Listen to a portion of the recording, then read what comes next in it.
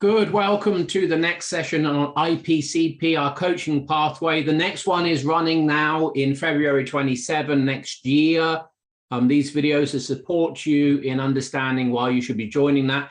So this evening or last night, Jay ran a session and we ran into the coach's cognitive biases. So we're going to explore slightly that with the Headley and see how that is valuable and necessary for you to be across. Any questions that you have about the coaching pathway, when this video gets posted, put them in the comments and then Jay or I will respond directly to you. So Jay, cognitive biases from the coach perspective, what are you discovering? Not so much what I'm discovering. I've known that the coach needs to do the work to get their stuff out the way. Otherwise, that's going to get projected upon the client. What the cohort is really starting to realize is how prevalent that is without the work. It's a bit like trying to understand a book by reading the first chapter. You can't understand the whole book. You can't go deeply into it. So a lot of coaches think they know themselves. And some of these coaches have been through practitioner, master practitioner, and they've done the old meta coaching with us, coming into this program now, starting to realize, holy crap, my biases are quite large, and I can now actually see how they're getting in the way of me being an effective coach, an effective developmental coach. Okay. And so last night we explored your thinking preferences, and we explored your work preferences. And so thinking preferences are, I think we're looking at, do you think in terms of, your work preferences are, do you prefer working by yourself or in a team with others? And the important part about that is shared responsibility. Do you like to hold responsibility yourself? Even though you like working with people, then you're likely a group worker than a team worker. If you like working with people and sharing responsibility, then you're definitely a team worker. And if you like to hold responsibility to yourself and you prefer to get things done on your own, then you're definitely individual. And so, we had lots of people who were team oriented, and lots of people who are extremely independent, individual oriented. Well, that's not really going to work for coaching. And as we explored that, people's faces and chins begin to drop, because it's like, oh, that's really getting in my way. I like to have responsibility. I don't like it to be shared between the client and myself. Well, that's going to facilitate over responsibility 101. And so the coach is going to start being responsible for the client. They're going to start thinking about what the client wants, how they want it, am I delivering it? All that stuff's going to be going through their head time and time again. In the thinking, let's interrupt the monologue. So what's a cognitive bias, and what's showing up? Enjoy a smile. And how is that different to it just being a cognitive intention? What's the variable? So it becomes a bias when it becomes a driver. And so it becomes a driver when there's a high score in one or both of the cognitive intentions, or if there are three cognitive intentions in a category, then across all three. Then the category becomes a bias. Then it's a cognitive category bias, which is off the scale. Then it's part of your identity. It's part of your personality structure at that point. So hold on. Say more about off the scale. It's off the scale in terms of.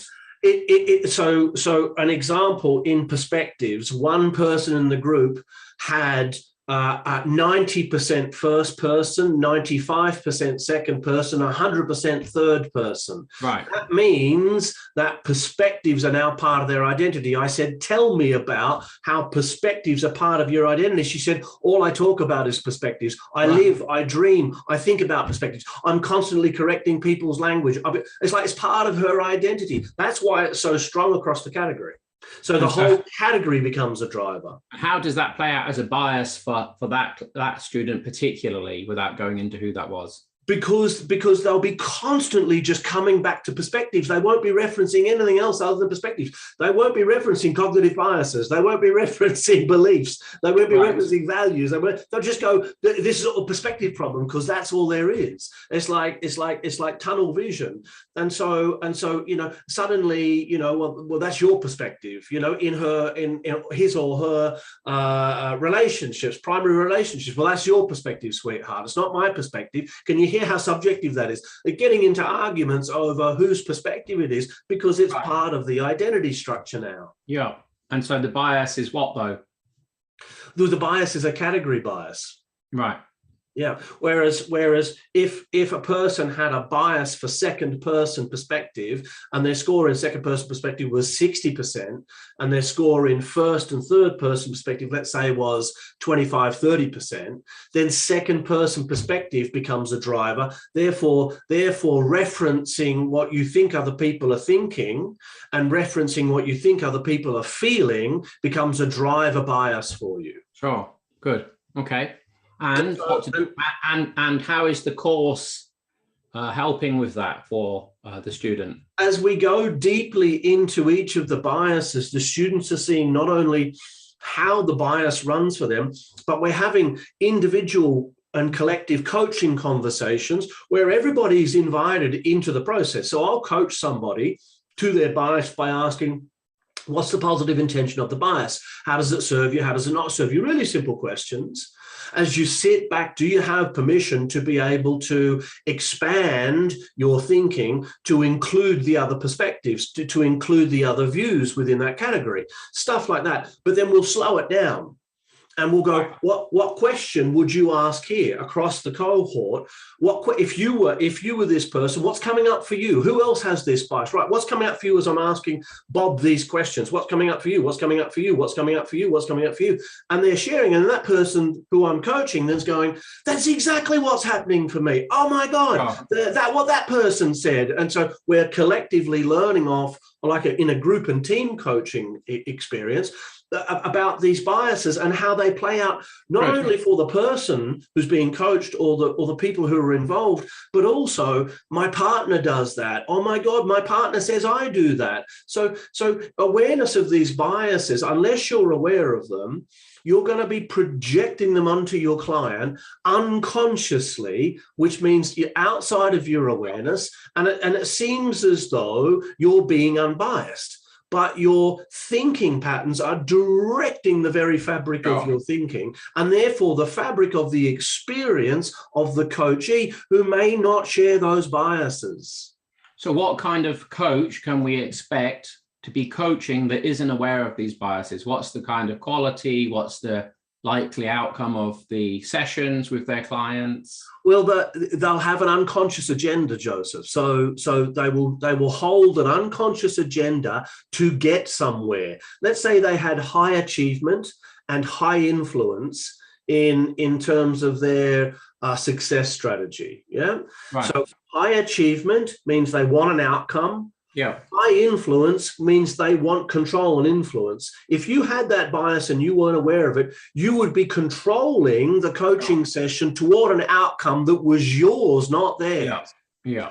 And you're not even going to know you're doing it. Yeah. And so I did it. A client once stood up at the end of a coaching session. He looked at me and he said, "Stop trying so fucking hard." Right. He left and never came back.